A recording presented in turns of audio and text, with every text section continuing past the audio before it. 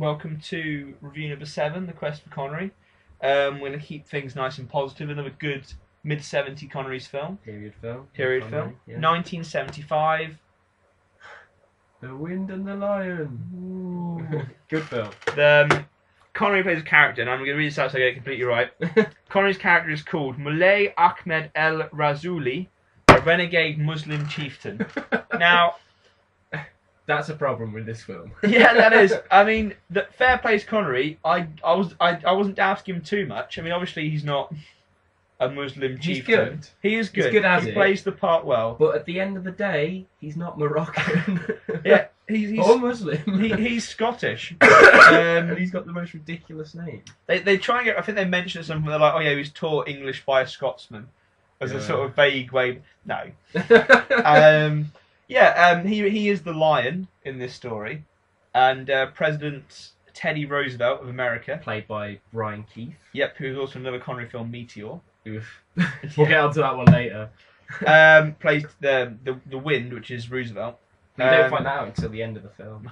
Ruined that, haven't we? Now? Yeah. Spoiler. Right, what can we say about this film? We gave it 7.5 out of 10.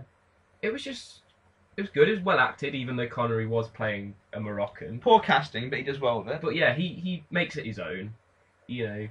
I think what we're most impressed by is Brian Keith played Roosevelt. Very charismatic. He was really good. Really. I reckon if that was released nowadays, it'd definitely get like best supporting actor at the Oscars. Definitely. Really interesting the way they play them off against each other. And they never actually meet, which is a pity. So I think they probably do. But that's quite a nice thing. Oh, it's good. I'm just saying. But yeah, if they met, it'd be like, oh, worlds colliding. Brilliant scene. Good storytelling. Doesn't feel too rushed. Obviously, you've got Connery.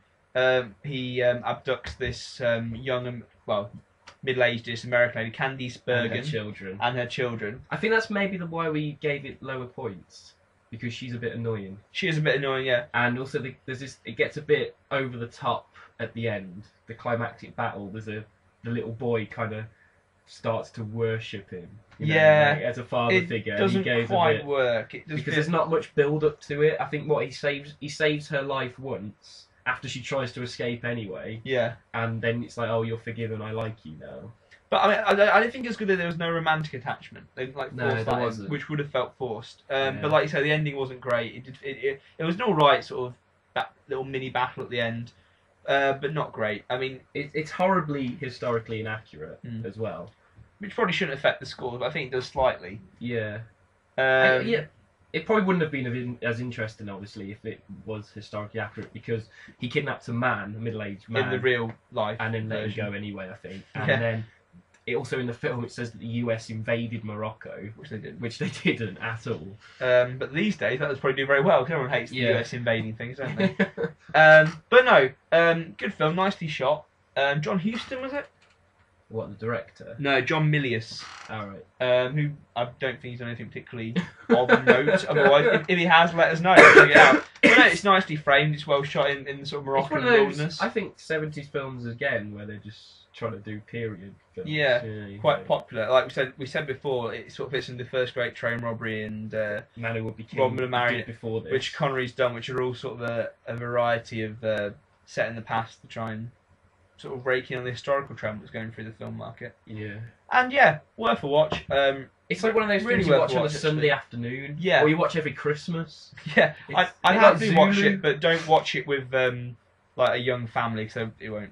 Yeah, they're probably really bored. Yeah. We liked it because we're history students. Which helps, ex-history students now. But yeah, I think that's probably why you would. And older people might find it more enjoyable. Yeah. That's the review. Cheers. Cheers.